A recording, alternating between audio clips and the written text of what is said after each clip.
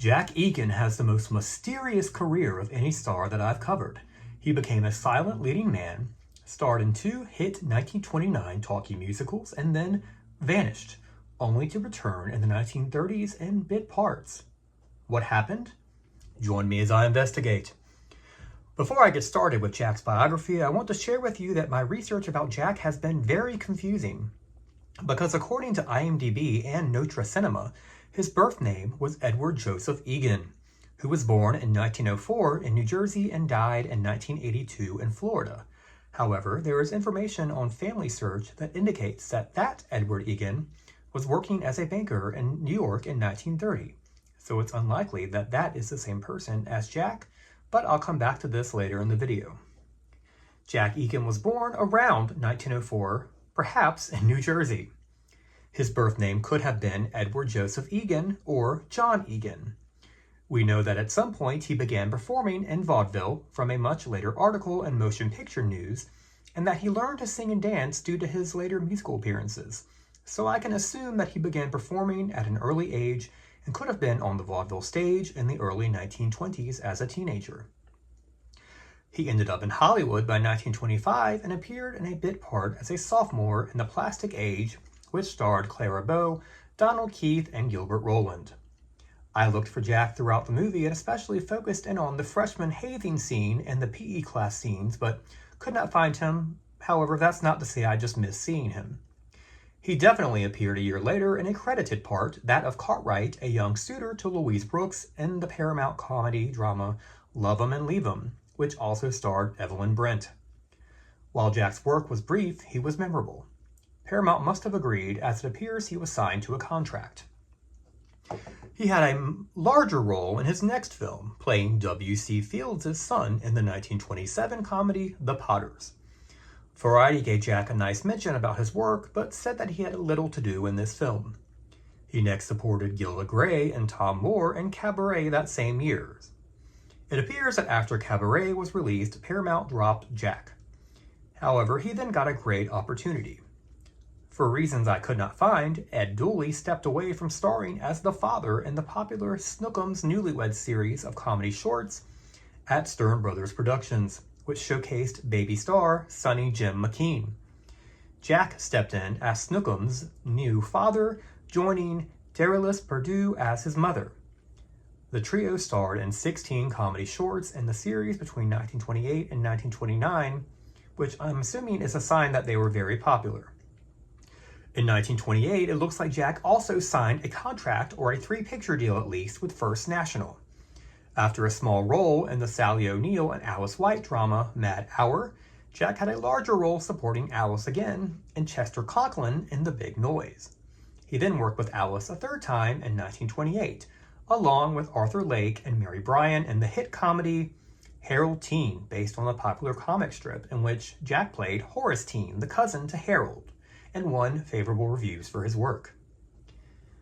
Jack began 1929 supporting Sue Carroll and Glenn Tryon in It Can Be Done before leaving First National and finding the opportunity of a lifetime with Columbia. An article in Motion Picture News from 1930 lists that Columbia awarded contracts to Jack and Barbara Stanwyck at the same time in 1929, and they indicated that his vaudeville work and Barbara's stage work were the reasons for Columbia's trust in their talents for the Talkies. I think it's safe to conclude that Jack somehow continued to make successful vaudeville stage appearances in addition to appearing in films, which means he must have been unbelievably busy in the late 1920s. His first Columbia picture in 1929 was the all-talking, singing, and dancing musical Broadway Scandals, which also starred Sally O'Neill and Carmel Myers, both also fresh from their silent stardom days. In a common tale from the time period, Jack and Sally played a song and dance team whose professional and personal partnership are threatened by the entrance of Valenska, the vamp played by Carmel. Jack got to demonstrate his song and dance talents in the songs Does an Elephant Love Peanuts and What is Life Without Love? The film appears to have been a hit, and Jack got a great review in the New York Times. Motion Picture News also gave Jack a rave, saying, "Egan has a pleasant voice and an ingratiating personality. Looks like a coming bet in the talkers." Several other film magazines also mentioned his talent and his resemblance to Charles Buddy Rogers. While the film of Broadway Scandals sadly appears to be lost, you can listen to the full Vitaphone recording of the dialogue and music on YouTube. Columbia then starred Jack in another talkie musical in 1929, The Broadway Hoofer, which also starred Marie Saxon and Louise Fazenda. Jack played a similar role to Broadway Scandals, this time named Bobby, the writer, director, and star of a traveling show. He got to sing the song Hawaiian Love Song in this film and got another rave from Variety, who predicted his coming stardom in the talkies.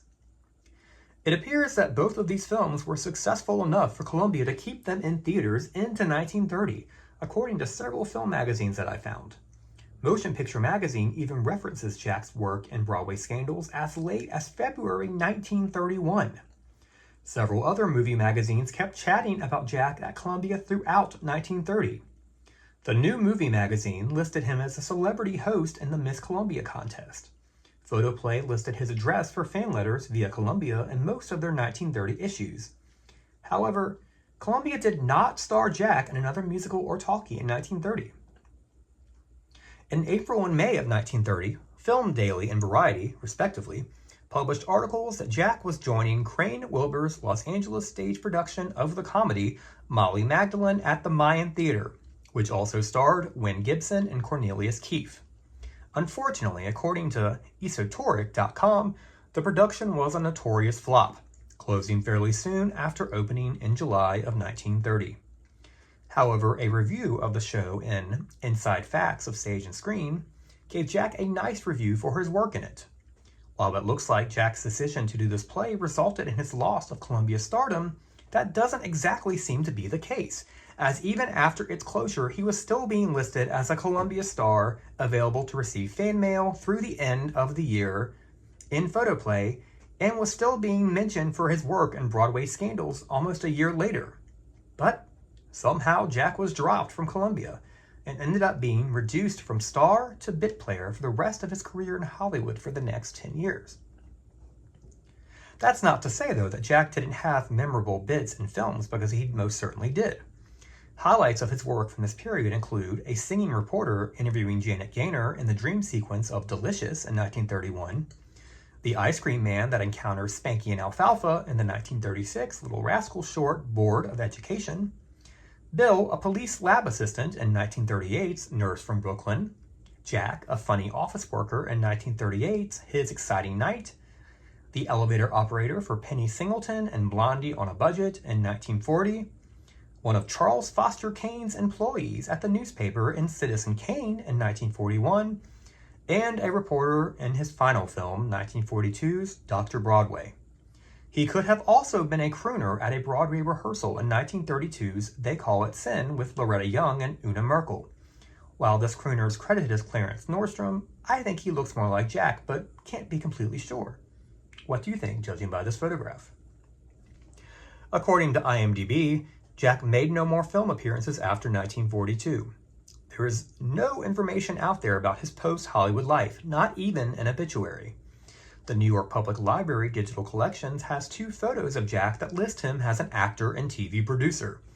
There are no IMDb credits for Jack Egan that was a producer, but I did find a TV producer named John Egan, who produced The Road of Life with Don McLaughlin in 1954 and Young Dr. Malone with William Prince in 1958. So that could have been Jack. Trav SD, at his blog Travelanche, wonders if Jack went on to become the same Jack Egan that was publicity manager for Tommy Dorsey and Alvino Ray into the 1940s, but I was able to find a photograph of that Jack Egan, and it is sadly a different man from the actor in question. Also, remember that Edward Joseph Egan that I mentioned earlier? Well, IMDb and Notre Cinema list that name as Jack's birth name, leading to his being born in 1904 in New Jersey and dying in 1982 in Polk County, Florida, and married with around 5 children. However, I researched Edward Joseph Egan a bunch and found a record for him on FamilySearch.org. The Edward Joseph Egan that was born in 1904 and died in 1982 in those locations was listed in the 1930 census as being a bank clerk in New York, living in the household of his parents. Since we know that Jack was working on the stage in Los Angeles during this time, I find it highly unlikely that he quickly moved back to New York to work as a bank clerk for a bit, but maybe he did. Or maybe that Edward Joseph Egan's information has erroneously been applied to Jack's biography on IMDb, but I'm not sure if that is even Jack's real birth name, and if it isn't, what was, and when did he die, and what did he do for the rest of his life? If you are a relative or a friend of Jack's, or his family, or of Edward Joseph Egan's that died in 1982 in Polk County, Florida, and have information, please comment on this video or send me a message on Instagram, as I would love to get more information about him so that I can help set the record straight. So we are left with the question, why did Jack Egan's Talkie stardom falter after just 2 successful star musicals? I can only deduce that Columbia decided to drop him after he performed in the play Molly Magdalene in 1930. I assume that he returned to the studio following the play's closure and was let go.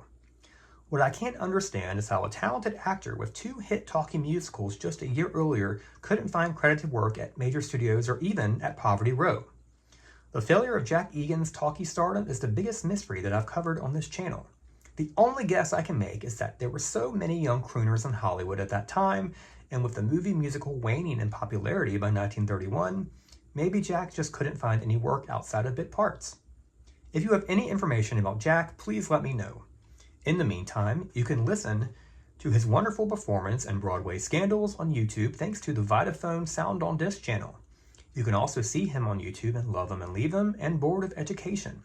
The next time you watch Citizen Kane, keep an eye out for Jack in the Kane newspaper office scenes. Jack Egan was a truly talented actor, singer, and dancer and got a raw deal from Hollywood. Someone with his talent and star quality truly deserved better. Here's to you, Jack.